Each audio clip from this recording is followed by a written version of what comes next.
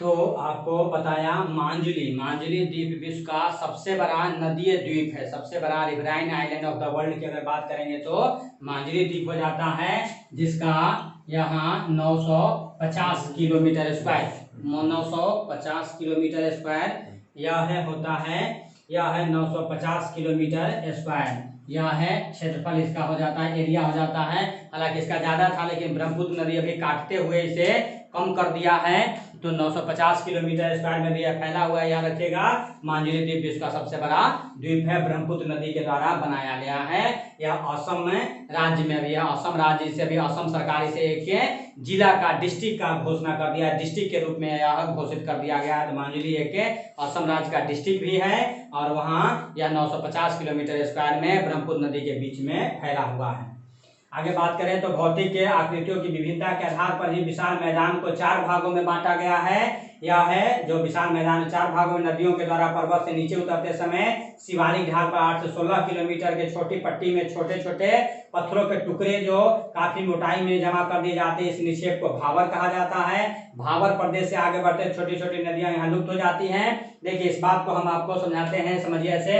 अगर यह है पर्वत है, या पर्वत है, तो पर्वत जो नदियां यहाँ आ रही है, तो पर्वत का सबसे जो नजदीकी भाग जहाँ बड़े बोल्डर पाए जाते हैं, बड़े बड़े चट्टानी भाग यहाँ मिलते हैं, तो यह भाग जो कहलाता है भावर। यह क्या कहलाता है? भावर कहलाता है। अब यहाँ से कोई नदी आएगी ऐसे, तो यह पर बड़े बड़े बोल्डर हैं, बड़े बड़े पत्थर हैं, तो इसमें जाकर यह लुप्त हो जाती है। तो लगता है कि नदी समाप्त हो गया, लगता है कि नदी समाप्त हो गया, लुप्त प्राय नदी कह दिया जाता है। ठीक है, लेकिन इसके बाद फिर वह मिट्टी वाला भाग जो आता है या कम है, वह है बड़े बड़े बोल्डर मिलते हैं, तो वह नदियां फिर ऊपर से दिखाई देने लगती है या बहने लगती हुई दिखाई देती हैं। तो यह है जो भाग हो जाता है जहां नदियां, तो पहला जो है पर्वत के नजदीकी भाग वाला भाग जो चौड़ी पट्टी में बड़े बड़े पत्थर मिले मोटाई में जमा कर, उसे निक्षेप को क्या कहते हैं? भावर कहते हैं। और भावर प्रदेश के आगे वाला भाग जहाँ छोटी छोटी नदियां इसी में भावर में लुप्त हो जाती हैं, किंतु जब इस पट्टी के दक्षिण में नदियां आगे बढ़ती हैं, सरिताएं आगे बढ़ती हैं, तो पुनः प्रकट हो जाती है। इसे नम और या दलदली क्षेत्र हो जाता है, मर्सीलैंड। इसे क्या कहते हैं? इसे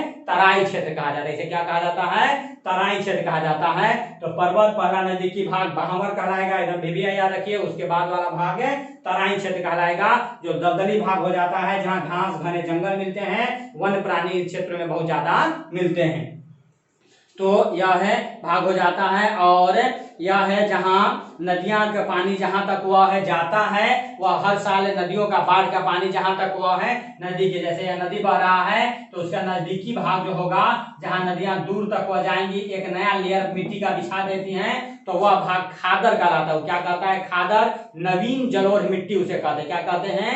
नवीन जलोढ़ मिट्टी कहते हैं, न्यू एलुवियल सॉइल कहते हैं उसे। क्या कहते हैं? खादर कहा जाता है। लेकिन नदी से दूर दूर वाला जो भाग होगा वहां तक नदियां नहीं पहुंच पाएंगी, यानी कि वहां एक नया वह लेयर नहीं बन पाएगा।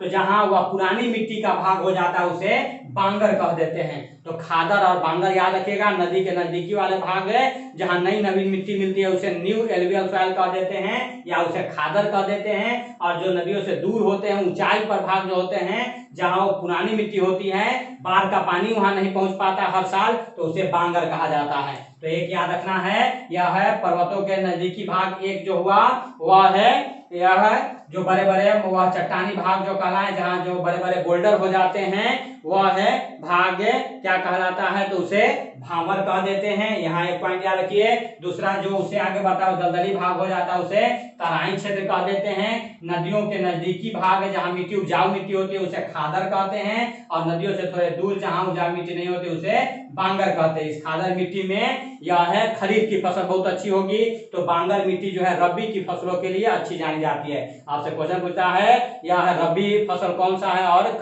खरीफ फसल कौन सा है? तो आप जानते हैं खरीफ फसल में सबसे प्रमुख चावल आता है, जबकि रबी फसल में सबसे अच्छा वह गेहूं आता है, यह वेट होता है वह सबसे अच्छा हो जाता है। तो यह आप याद रखेंगे। ये सब गंगा मैदानी क्षेत्रों में यह चीजें बन रही हैं।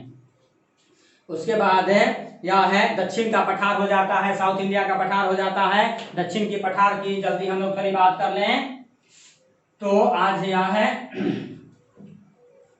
एक मैराथन पारी हम लोग खेल रहे हैं, एक लंबा या 2 घंटे का चैप्टर जा रहा है, लेकिन आपसे यह सारा चीज इसके अंतर्गत जो अलग अलग हिमालय को हम लोग पढ़ लिए हैं, इसके अंतर्गत हम लोग मध्य के मैदानी भागों को देख रहे हैं और साउथ इंडिया को अब देखेंगे, जो पेनिसुलर प्लेटू रीजन हो जाता है, साउथ इंडिया वाला भाग हो जाता है, उसे देखते हैं। दक्षिण का पठार वह कहते हैं। तो दक्षिण का पठार को प्रायद्वीपीय पठार भी कहते हैं और इसकी आकृति कैसी होती है, त्रिभुजाकार होती है। आपको बताया यह दक्षिण वाला भाग या विंध्याचल पर्वत से नीचे वाला भाग जो है दक्षिण भारत कहलाता है, विंध्याचल पर्वत से नीचे वाला भाग दक्षिण भारत कहलाता है और यह पेनिसुला शेप में होता है। इसे प्रायद्वीपीय पठार भी कहते हैं क्योंकि प्रायद्वीप की आकृति में पाया जाता है, तीन तरफ जल से घिरा हुआ है। दक्षिण पठार कहते हैं। वह त्रिभुजाकार स्थिति में प्राचीन गोंडवाना भूमि का ये अंश है। उत्तर की ओर यह चौड़ा है, दक्षिण की ओर पतला होता जाता है। मैप से समझिए पतला होता चला जाता है। औसत ऊंचाई 600 से 900 मीटर है। इस प्रायद्वीपीय भारत की औसत ऊंचाई एवरेज हाइट कितना है, 600 से 900 मीटर है। इसके उत्तर में अरावली, विंध्याचल और सतपुरा की पहाड़ियां हैं। यही यह विंध्याचल पर्वत है, सतपुरा पर्वत है और इधर अरावली पर्वत हो जाते हैं। तो उत्तर की ओर यह है,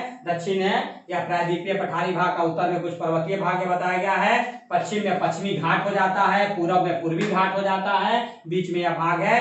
इस पठारी भाग में अनेक चौड़ी घाटियां और गुंबदाकार घाटियां भी मिलती है। इस पठारी को दो भागों में बांट देते हैं, एक मध्य उच्च भूमि जो यहाँ विंध्याचल सतपुरा वाला ये सब भाग हो जाता है और एक दक्कन का पठार महाराष्ट्र सब वाला भाग लगभग 5 लाख किलोमीटर स्क्वायर में फैला हुआ दक्कन का पठार हो जाता है। तो दो भागों में इसे बांट दिया जाता है। अब मध्य उच्च भूमि की बातें आपको यहाँ बता रहा है। तो मध्य ऊंची भूमि को मुख्य रूप से अधिकतर भाग या मालवा के पठार में इसे शामिल कर दिया जाता है।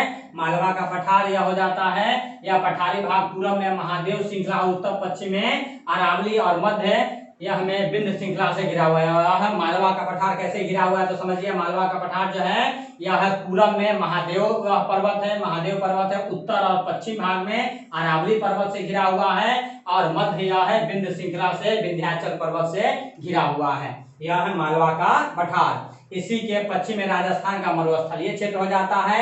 यहाँ बहने वाली मालवा पठार वाले क्षेत्र में बहने वाली कुछ प्रमुख नदियों में चंबल, सिंध, बेतवा और केन हो जाती है। यह चंबल, सिंध, बेतवा और केन सब, यमुना की सहायक नदी भी हो जाती है। यमुना की सबसे बड़ी सहायक नदी चंबल हो जाती है। चंबल के डाकू आप सुने होंगे, फूलन देवी आप सुने होंगे। वह चंबल का मैदान या चंबल नदी बनाती है। वह पर्वतों को काट करके बहुत रेतीला भाग बना देता है।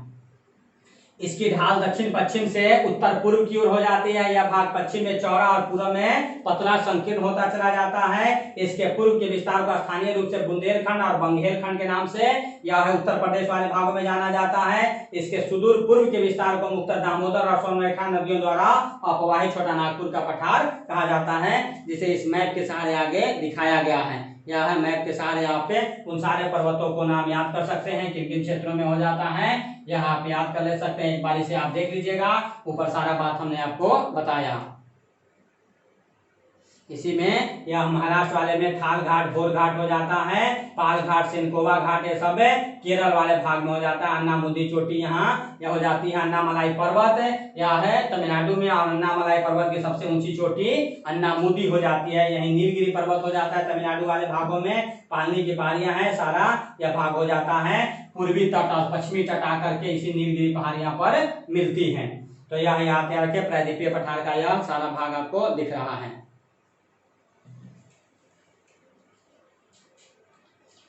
आगे जाते हैं तो विंध्याचल के दक्षिण में इन्हीं के समानांतर सतपुरा पर्वत और पूर्व में अमरकंटक छोटा नागपुर का पठार है। सतपुरा 1350 मीटर ऊंची, सतपुरा पर्वत की सबसे ऊंची चोटी धूपगढ़ी होती है, जिसकी ऊंचाई कितनी है 1350 मीटर है। देखिए याद रखना है, मध्य प्रदेश राज्य है। मध्य प्रदेश राज्य में होशंगाबाद डिस्ट्रिक्ट है। होशंगाबाद डिस्ट्रिक्ट में पंचमढ़ी एक पहाड़ी है। कौन सा है? पंचमढ़ी एक पहाड़ी हो गया। यह मालवा पठार के अंतर्गत यह पंचमढ़ी पहाड़ी है। पंचमढ़ी पहाड़ी की सबसे ऊंची चोटी का नाम धूपगढ़ी हो जाता है, जिसकी ऊंचाई 1350 मीटर हो जाती है। पंचमढ़ी को हिल स्टेशन के रूप में भी जाना जाता है। आपसे क्वेश्चन पूछेगा मध्य भारत का हिल स्टेशन कौन है? मिडिल इंडिया का हिल स्टेशन पंचमढ़ी हो जाता है। जैसे हम लोग हिमालय में देखे थे कि मध्य हिमालय में बहुत सारे हिल स्टेशन थे, शिमला, नैनीताल, मसूरी, जहां लोग घूमने के लिए जाते हैं। तो मध्य भारत में अगर हिल स्टेशन आपको जाना है तो मध्य प्रदेश में पंचमढ़ी और इसकी सबसे ऊंची चोटी हाईएस्ट पीक का नाम हो गया धूपगढ़ी। जहां आप नहीं जा सकते वह कोनिकार हो जाता है। ठीक है। इस क्षेत्र में छोटा नागपुर का पठार भी है जो झारखंड वाले भाग में मुख्य रूप से फैला हुआ है और अपने मिनरल्स के लिए जाना जाता है। छोटा नागपुर पठार को देश का रूर कहा जाता है। यह रूर जर्मनी का एक शहर है जो अपने मिनरल्स के लिए जाना जाता है, खनिजों के लिए जाना जाता है। यही छोटा नागपुर पठार सबसे ज्यादा खनिज निकाले जा रहे हैं, कोयला से लेकर के अलग अलग अपरक सभी वह है मिनरल्स के लिए जाना जाता है। आप गैंग ऑफ वासेपुर फिल्म देखे होंगे, वहां जो कोयला निकाला जा रहा है वह सब है उन्हीं क्षेत्रों से जुड़ा हुआ है। इसका विस्तार बिहार राज्य के गया जिले तक है। ऐसे मुख्य रूप से झारखंड में या दक्षिणी सीमा तक इस पठारी भाग में बहने वाली नदियां दामोदर, सोन और सोन रेखा है। यह सोन रेखा पर जमशेदपुर शहर जो टाटा नगरी बसा हुआ है, यह याद रखिएगा। दामोदर जो है, दामोदर नदी दामोदर घाटी परियोजना बनाई गई, देश की पहली परियोजना जो है यह है दामोदर नदी पर ही बनाई गई थी। तो दामोदर परियोजना 1948 में शुरू किया गया था। देश का पहला जो है यह वाटर प्रोजेक्ट है, यह है मल्टीपर्पज प्रोजेक्ट है, बहुउद्देशीय परियोजना बना। इसके पश्चिमी भाग मध्यवर्ती भाग 1100 मीटर ऊंचा जो क्षेत्र होता है वो पाट क्षेत्र कहते हैं या पाट क्षेत्र कहते हैं। छोटा नागपुर का सबसे ऊंचा पठारी क्षेत्र यह हो जाता है। छोटा नागपुर पठार को भी 3 भाग में अलग अलग नाम दे दिया जाए। रांची वाले भाग में रांची का पठार कह देते हैं, हजारीबाग में हजारीबाग का पठार कह देते हैं, कोडरमा वाला क्षेत्र कोडरमा का पठारी भाग हो जाता है, गिरिडीह पहाड़ी भाग हो जाता है। तो अलग अलग सबको मिलाकर के एक नाम क्या दिया जाता है, छोटा नागपुर पठार है। छोटा नागपुर पठार की सबसे ऊंची चोटी जो हो जाती है वह पारसनाथ हो जाती है। पारसनाथ की पहाड़ियां आप जानते हैं, यह सबसे ऊंची हो जाती है, लगभग 1365 मीटर की ऊंचाई के साथ है। हालांकि थोड़ा यह कम है, यह है आप 1300, लेकिन यहाँ याद रखें यह पारसनाथ की पहाड़ियां छोटा नागपुर की सबसे ऊंची चोटी हो जाती है। झारखंड की सबसे ऊंची चोटी हो जाती है। झारखंड में हिल स्टेशन के रूप में यह काम करता है, लोग घूमने के लिए जाते हैं। तो यह है मिनरल्स के लिए भी जाना जाता है, याद रखिए। सतपुरा पर्वत की अगर बात करें तो सतपुरा पर्वत के दक्षिण में ताप्ती की घाटी है, या ताप्ती नदी जो नंदा और ताप्ती आपको बताए थे, नंदा और ताप्ती दोनों नदियां भ्रंश घाटी से होकर बहती हैं। आपको बताए थे या 2 पर्वतों के बीच में जो गहरा खाई बन जाता है, जो गहरा भाग बन जाता है उसे रिफ्ट वैली कह देते हैं, और उससे कोई नदी पास करते हैं उसके नाम पर उसे रख दिया जाता है। तो यह नंदा रिफ्ट वैली हो जाता है। अरावली की पहाड़ियां राजस्थान वाले भाग में दक्षिण पश्चिम में गुजरात से लेकर के उत्तर पूर्व में दिल्ली तक फैली हुई है, यह याद रखना है आपको। अगर बात करें हम लोग तो यह अरावली पर्वत जो लगभग गुजरात से लेकर के दिल्ली तक फैला हुआ है 800 किलोमीटर की लंबाई में। 800 किलोमीटर की लंबाई में अगर आप यह है मैप के थ्रू द्वारा जाने तो यह आप समझिए कि यह है यहाँ, यह है गुजरात से लेकर के यह है दिल्ली तक यह माना जाता है 800 किलोमीटर की लंबाई में यह फैला हुआ है अरावली यह पर्वत। और लेकिन यह आज मुख्य रूप से कट फट गया है और मुख्य रूप से राजस्थान में यह ज्यादा ऊंचे भाग में दिखाई दे रहा है। दिल्ली में जो यह चला जाता है तो दिल्ली में इसी अरावली पर्वत को रायसीला हिल कह देते हैं। आपसे क्वेश्चन पूछा जाता है बार बार कि दिल्ली में जो राष्ट्रपति भवन है, प्रेसिडेंट हाउस है, वह किस पहाड़ी पर बना हुआ है, तो उसे रायसीला हिल कहते हैं या दिल्ली रिज भी कहते हैं। दिल्ली रिज भी कहते हैं, दिल्ली कटक रिज RIG कहते हैं, रिज कहते हैं। तो यह है रायसीला हिल, इसे प्रमुख नाम दिया जाता है। तो बार बार आपसे पूछा जाता है, आप कमेंट बॉक्स में बताइए कि अभी वर्तमान में राष्ट्रपति भवन में कौन रह रहे हैं, यानी कि भारत के वर्तमान राष्ट्रपति का नाम बताइए। यह है रायसीला पर्वत हो जाता है, अरावली पर्वत का ही यह पार्ट हो जाता है लगभग 800 किलोमीटर की लंबाई में।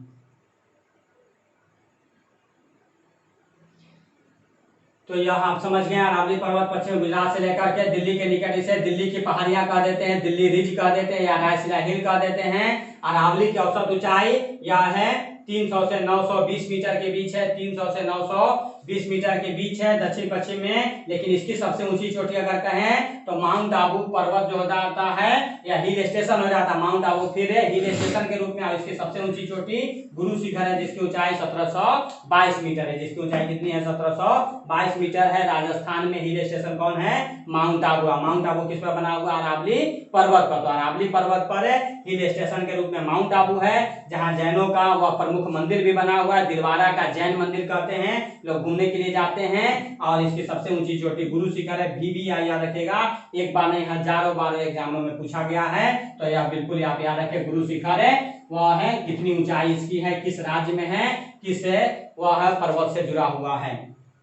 दक्कन पठार की अगर बात करें जो महाराष्ट्र वाला भाग हो जाता है, यह सबसे बड़ा एरिया लगभग 7 लाख किलोमीटर, लगभग 5 लाख किलोमीटर स्क्वायर में फैला हुआ। तो तो यह दक्कन के पठार को दक्कन ट्रैक भी कहते हैं। यह लावा निर्मित है, यह लावा निर्मित वोल्केनिक इरप्शन होता है और मैग्मा जो निकलता है वह मैग्मा फिर बाहर निकल करके सॉलिड फॉर्म लेता है। जब लिक्विड फॉर्म में तो उसे मैग्मा कहते हैं, जब बाहर आकर के वह ठंडा हो जाता है, वह सूख जाता है तो उसे लावा कह देते हैं। तो लावा से निर्मित है, लगभग 5 लाख किलोमीटर में फैला हुआ है। इसके अंतर्गत मध्य प्रदेश, महाराष्ट्र के अधिकांश भाग, पश्चिमी आंध्र प्रदेश, कर्नाटक, तमिलनाडु राज्य के अधिकतर भाग आते हैं दक्कन पठार के अंतर्गत। यहाँ लावा की अधिकतम अनुमानित गहराई 2134 मीटर तक माना जाता है, किंतु पूर्व व उत्तर की ओर इसकी गहराई अपेक्षाकृत कम होती चली जाती है।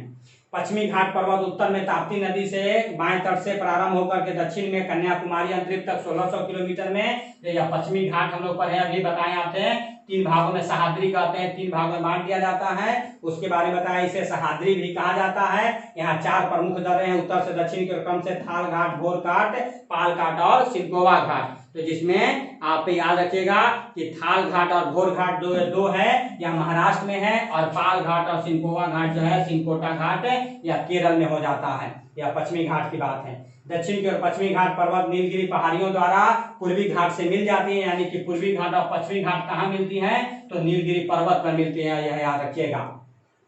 और नीलगिरी पर्वत की सबसे ऊंची चोटी का नाम क्या है, डोडा बेटा। नीलगिरी की सबसे ऊंची चोटी का नाम कितना है, डोडा बेटा उसका है, जिसकी ऊंचाई 2637 मीटर भी आपको लिखा हुआ मिलता है। यहाँ 2670 लिख दिया है, 2637 मीटर भी याद रखिए। जो ऑप्शन आपको दिखे वो आंसर लगाइए। 2637 मीटर के साथ है या दक्षिण भारत की, साउथ इंडिया की दूसरी सबसे ऊंची चोटी हो जाती है, सेकेंड हाईएस्ट चोटी हो जाती है। और यह पहली ऊंची चोटी जो हो जाती है वह अन्नामुदी हो जाती है। अन्नामलाई पर्वत है और अन्नामलाई पर्वत की सबसे ऊंची चोटी अन्नीमुदी हो जाती है, जिसकी ऊंचाई 2695 मीटर है। इसी डोडा बेटा के पास से तमिलनाडु राज्य में कोडई कनाल है, जहां लोग भी घूमने जाते हैं, हिल स्टेशन के रूप में हो जाता है, वह लोग घूमने जाते हैं। वहीं जो है वह ऊटी हो जाता है, इसी तमिलनाडु के अंतर्गत क्या हो जाता है, ऊटी हो जाता है, जिसे उटक मंडलम भी कहते हैं। सब घूमने वाला हिल स्टेशन के रूप में हो जाता है, लोग घूमने के लिए जाते हैं। आप एक पुराना फिल्म आया था, राज फिल्म आया था, भूत वाला जो था, आप देखे होंगे, जितने फिल्म आया गया है भूत पकड़ता था, वही ऊटी में पकड़ता था।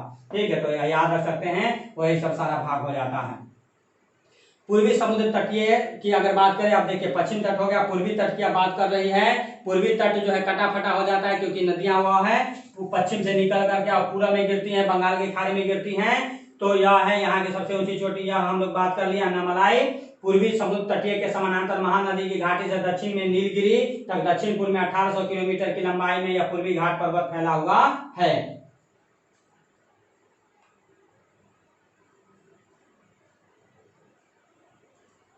और पूर्वी घाट जो आपके बताया कि यह पश्चिमी घाट से बिल्कुल भिन्न है, यह अत्यधिक कटाफटा है। क्यों कटाफटा है, क्योंकि नदियां इससे गुजरती है, पास करती है पश्चिम से निकल करके।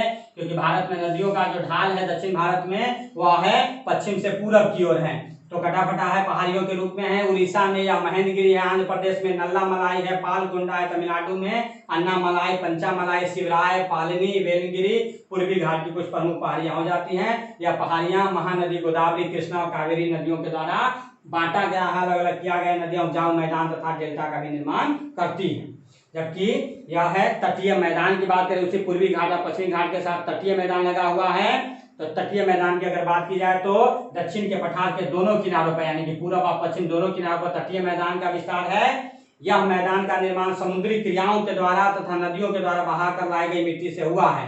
इस मैदान के 2 बड़े भाग हैं, यह पश्चिमी तटीय मैदान और पूर्वी तटीय मैदान है। पश्चिमी तटीय मैदान उत्तर में खंभात की खाड़ी से लेकर, यहाँ यह खंभात की खाड़ी है, यहाँ खंभात की खाड़ी से लेकर के, और दक्षिण में कन्याकुमारी या केप कोमोरिन जो कहते हैं अंतरिक्ष तक, यहाँ तक फैला हुआ है। यह भाग यह बता रहा है, यह फैला हुआ है। इसकी औसत चौड़ाई यह है 10 से लेकर के 60 किलोमीटर तक होती है, कहीं वो कम होता है, कहीं ज्यादा होता है। इस मैदानी भाग में बहने वाली नदियां अत्यधिक तीव्र गति से बहती हैं, इसलिए नदियों के द्वारा मिट्टी का जमाव अधिक नहीं होता है, यह अरब सागर में गिर जाता है, एस्चुरी बनाता है। क्या बनाता है, एस्चुरी बनाता है। इसके दक्षिण भाग में कई लैगून पाए जाते हैं, न्यू मंगलोर, कोची के बंदरगाह ऐसे ही लैगून में स्थित हैं। तो यह बंदरगाह के लिए भी वह स्थिति बनाता है। नदियों की तीव्र गति होने के कारण प्राय सभी नदियों के द्वारा मुहाने पर एस्चुरी, ज्वार, नदमुख जो कहते हैं उसका निर्माण होता है। नदियों की तीव्र गति के कारण यह मैदान काफी कटा छटा है। पूर्वी तट की अगर बात करें, पूर्वी तटीय मैदान पश्चिमी तटीय मैदान के अपेक्षा अधिक चौड़ा है। इसकी चौड़ाई 160 से 350 किलोमीटर तक है। यहाँ जो 10 से 50 तक के आसपास था, ये 160 से 350 किलोमीटर तक चौड़ाई रखती है। यह भाग उत्तर में गंगा के मुहाने से लेकर के दक्षिण में कन्याकुमारी तक फैला हुआ है। यह भाग अगर पूर्वी तट की भी बात करें तो वही चीज हो जाता है। गंगा नदी गिरती है या बंगाल की खाड़ी में, तो वह बता रहा है यह भाग उत्तर में गंगा के मुहाने से दक्षिण में कन्याकुमारी तक फैला हुआ। इस मैदान का निचला भाग डेल्टा है और ऊपरी भाग अधिकांशतः नदियों के निक्षेप से बना हुआ है। इसके निचले भाग में महानदी, गोदावरी, कृष्णा, ये सब नदियां वह गिरते रहती हैं जो बंगाल की खाड़ी में गिर जाती है।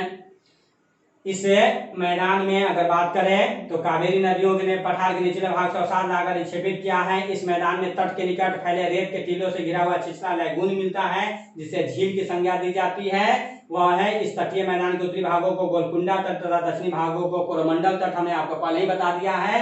आप ऊपर थोड़ा वीडियो देख लेंगे। या पूर्वी तट को भी या पश्चिमी तट और पूर्वी तट को 3-3 भागों में बांट करके बताया जाता है। वह आपको बता दिया था। गोलकुंडा तट जो होता है वह है गोदावरी और कृष्णा नदी के बीच वाला भाग हो जाता है गोलकुंडा तट। कोरोमंडल तट जो है यह है तमिलनाडु वाला भाग कोरोमंडल तट कहलाता है, जबकि केरल वाला भाग उधर मालाबार तट कहलाता है। अब छोटे से वह मरुस्थलों की अगर बात कर ले तो आप जानते हैं राजस्थान वाला जो भाग है वह मरुस्थल, उसका पश्चिमी भाग पाकिस्तान से लगा हुआ भाग।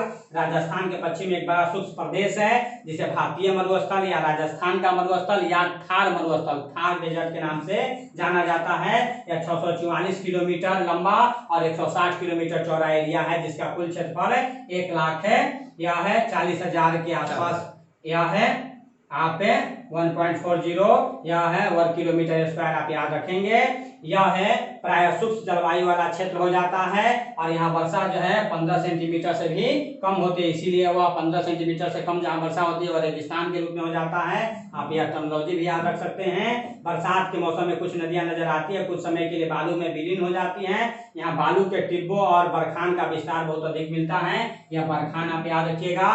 यह है बालू के द्वारा बनाया गया या थार डेजर्ट में मिलने वाला स्थलाकृति होता है। जैसे बहुत सारा बनता है, नदियों के द्वारा बनाई जाती है, हिमानी के द्वारा, ग्लेशियर के द्वारा अलग अलग लैंड फॉर्म्स बनाया जाता है, स्थलाकृतियां बनाई जाती है। यहाँ की एकमात्र बड़ी नदी लूनी नदी है जो भारत में अंतः प्रवाह की सबसे लंबी नदी है। इस नदी का अंतः कच्छ के अंश में जाकर के समाप्त हो जाता है, तो आप इसे याद रखें।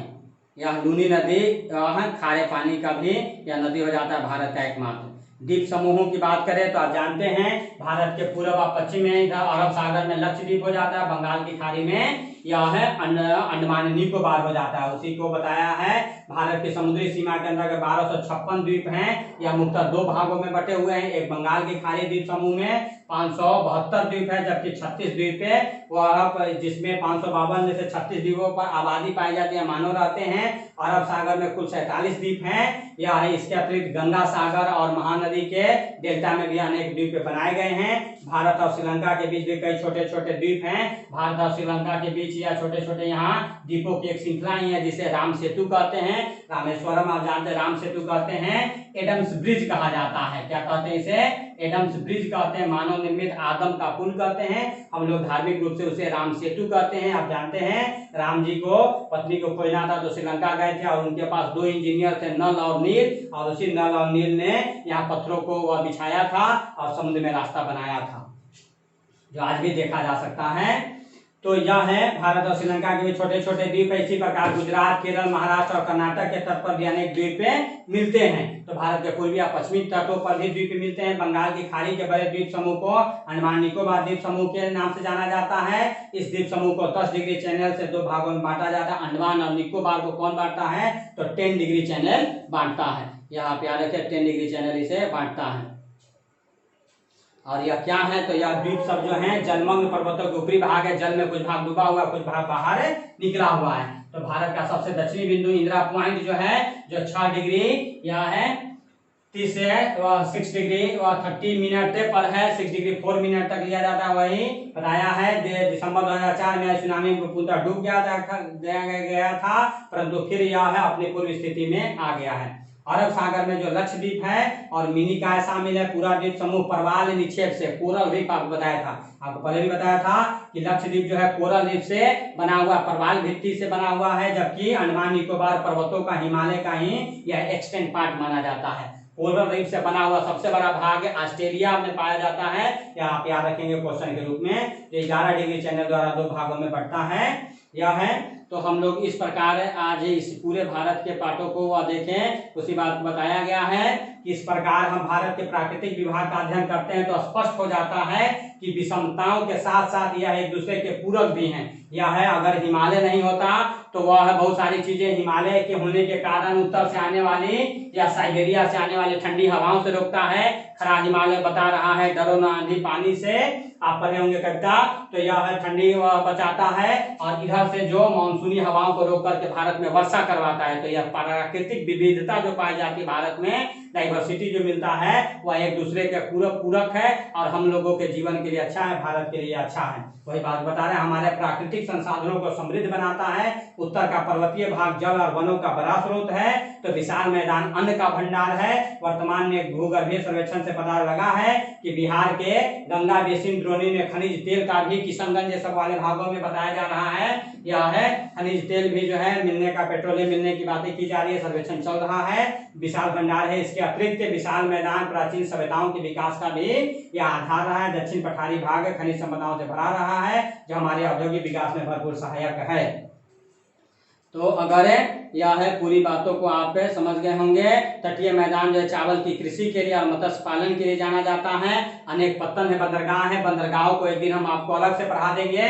इस पूर्वी तट पर और पश्चिमी तट पर या जो बंदरगाह है, भारत में 15 बड़े बंदरगाह हैं, उसको किस राज्य में है, कब उसकी स्थापना हुई है, इसके लिए अलग से हम आपको पढ़ा देंगे। सारे बंदरगाहों को एक बार याद करवा देंगे, ट्रिक के माध्यम से याद करवा दिया जाएगा। तो भौतिक विविधता भारत की प्राकृतिक संपदा का भी निशानी रहा है। तो यह चैप्टर आपका समाप्त हो गया। कुछ ऑब्जेक्टिव क्वेश्चन है, 1 मिनट में आप सोल्व अब कर सकते हैं बहुत आसानी से। क्वेश्चन है, कौन सी चोटी भारत में स्थित नहीं है?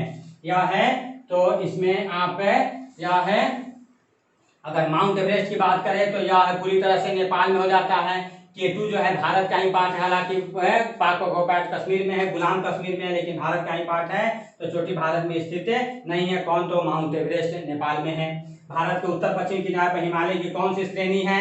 तो बिहार के उत्तर पश्चिम में कौन सा हो जाता है? शिवालिक हो जाता है। शिवालिक वह चंपारण वाले भागों में कुछ मिलता है। हिमालय के निर्माण में कौन सा सिद्धांत या माना जाता है? यह है, तो यह प्लेट टेक्टोनिक सिद्धांत के अंतर्गत यह जाना जाता है। सेंडल चोटी की ऊंचाई कितनी हो जाती है? 700 या 38 मीटर हो जाती है, या वह 732 मीटर तक है, जो अंडमान निकोबार की सबसे ऊंची चोटी हो जाती है। अंडमान की सबसे ऊंची चोटी हो जाती है। भारत का सबसे प्राचीन भूखंड कौन सा है? तो भारत का सबसे प्राचीन भूखंड प्रायद्वीपीय पठार को माना जाता है। तो यहाँ तो यह 5 क्वेश्चन है, ऑब्जेक्टिव है, फिर लघुत्तरीय क्वेश्चन है। इस पर 50 क्वेश्चन का एक सेट अगले दिन हम लेकर के आएंगे। या चैप्टर आप एक बार फिर से रिवाइंड करके या देख लीजिए, वीडियो को बहुत अच्छे तरीके से आप देख लीजिए। इस पर 50 क्वेश्चन का एक सेट लेकर के मैं अगले दिन आऊंगा और वह आप बहुत आसानी से बना सकते हैं। और तब आपको लगेगा कि यह चैप्टर आपने जो पढ़ा, आपका सारा यह कॉन्सेप्ट क्लियर हो गया, सारी चीजें आपको याद हो जाएंगी। तो 50 क्वेश्चन का अगले दिन हम सेट लेकर के आएंगे। आज के लिए बहुत बहुत धन्यवाद। यह सेशन आपको कैसा लगा यह जरूर हमें बताइएगा। साथ ही आप बंदना जीएस क्लासेस को देख रहे हैं और बंदना जीएस क्लासेस को छोड़ने से पहले उसे सब्सक्राइब करना न भूलें, जरूर सब्सक्राइब कर दें। उसी से हम लोगों का हौसला बढ़ता है, आप लोगों के लिए और अच्छा वीडियो लेकर के आते हैं। तो सब्सक्राइब कर दें और बेल आइकन बजा दें, बेल वह दाब दें, वह उसे प्रेस कर दें, ताकि यह आपको जो भी नोटिस है उसके सहारे आपको मिलते रहेगा। जब ही हम वीडियो डालेंगे आपको मिल जाएगा। और कमेंट करके भी हमें बताएं कि आपको यह है सेशन कैसा लग रहा है। बंदना क्लासेस के जो वह वीडियो आपको डाले जा रहे हैं वह कैसे लग रहे हैं और इसमें आपको क्या चाहिए, वो अपने बहुमूल्य सुझाव हमें जरूर दें। तो आज के लिए बहुत बहुत धन्यवाद। Thank you. जय हिंद, जय भारत।